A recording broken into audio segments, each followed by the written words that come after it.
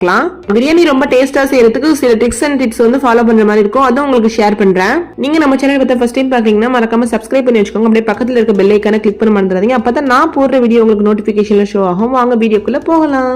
இன்னைக்கு பிரியாணிக்கு தேவையான இன்கிரீடியன்ட் எல்லாம் ரெடி பண்ணி வச்சிருக்கோம். சோ இன்னைக்கு பாத்தீங்கன்னா 2 kg நம்ம மட்டன் வாங்கி வச்சிருக்கோம். இதுல நம்ம 2 டேபிள் ஸ்பூன் இஞ்சி பூண்டு பேஸ்ட் ஆட் பண்ணிருக்கோம். ஒரு சில இன்கிரீடியன்ட் வந்து ஆட் பண்ற மாதிரி இருக்கும். இப்போ நம்ம பிரியாணி ஸ்பைசஸ் வந்து ட்ரை ரோஸ்ட் பண்ணி எடுத்துடலாம்.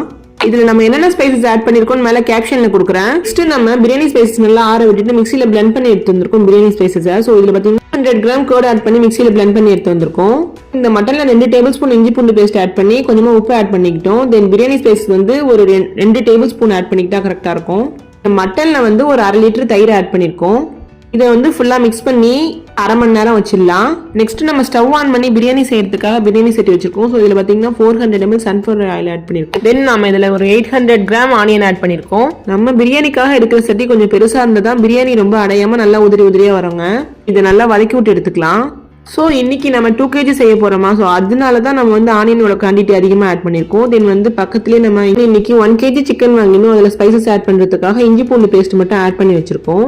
ஆல்ரெடி சொல்லிருந்தேன் மட்டன் வந்து 2 kg வாங்கிடணும் சொல்லிட்டு. இன்னைக்கு நம்ம 2 kg தான் செய்ய போறோம். ஸோ அதுக்கான ப்ராசஸ் தான் போயிட்டு இருக்கு. இதை நம்ம ஊற வச்சு எடுத்துக்கலாம். நம்ம பிரியாணி அரிசியை 2 டைம் நல்லா வாஷ் பண்ணிட்டு அப்புறம் ஊற வச்சுக்கணும். வெங்காயம் நல்லா கலர் சேஞ்ச் ஆகி இந்த மாதிரி கன்சிஸ்டன்சிக்கு வதங்கி வந்திருக்கு பாருங்க. இப்போ தக்காளி ஆட் பண்ணிக்கலாம்.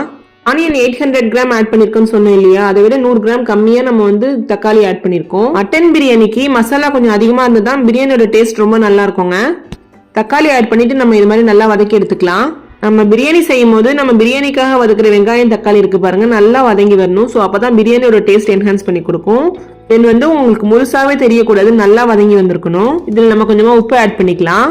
நெக்ஸ்ட் பக்கத்துல நம்ம மேரினேட் பண்ணி வச்ச மட்டன் வந்து வேக வச்சு எடுத்துக்கலாம். இப்போ ஒரு அரை மணி நேரம் ஆயிடுச்சு. இன்னைக்கு நம்ம வாங்கின மட்டன் வந்து போன்லெஸ் மட்டன் தான். ஸோ இது நம்ம அரை மணி நேரம் ஊற வச்சிடணும். இந்த மட்டன் நம்ம ப்ரெஷர் குக்கர்ல ஒரு விசில் வச்சா மட்டும் போதும், ரொம்ப அதிகமா வைக்கணும்னு அவசியம் கிடையாதுங்க. உங்களுக்கு கிரேவிலேயே வந்து அழகா வெந்து வந்துடும்.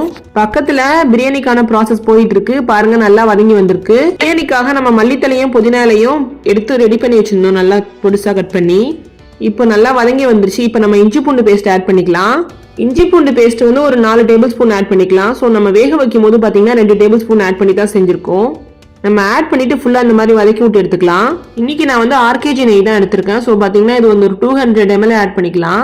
இஞ்சி பூண்டு பேஸ்ட் ஆட் பண்ணதுக்கு அப்புறம் கீ ஆட் பண்ணணும். ஸோ பாத்தீங்கன்னா இஞ்சி பூண்டு பேஸ்ட் ஆட் பண்ணி நம்ம வந்து ஒரு 2 நிமிஷம் குக் பண்ணி எடுத்தா போதும். இப்போ நம்ம ஸ்பைசஸ் ஆட் பண்ணிக்கலாம். இப்போ நம்ம வந்து 2 டேபிள் ஸ்பூன் வந்து மிளகாத்தூள் ஆட் பண்ணிருக்கோம். உங்ககிட்ட காஷ்மீர் சில்லி பவுடர் இருந்துச்சுன்னா அதுல 1 டேபிள் ஸ்பூன் ஆட் பண்ணிக்கோங்க. ஸோ நல்ல ஒரு கலர் கிடைக்கும். நம்ம மல்லி புதினா ரெடி பண்ணி வச்சிருந்தோம்ல, அதை ஆட் பண்ணிக்கலாம்.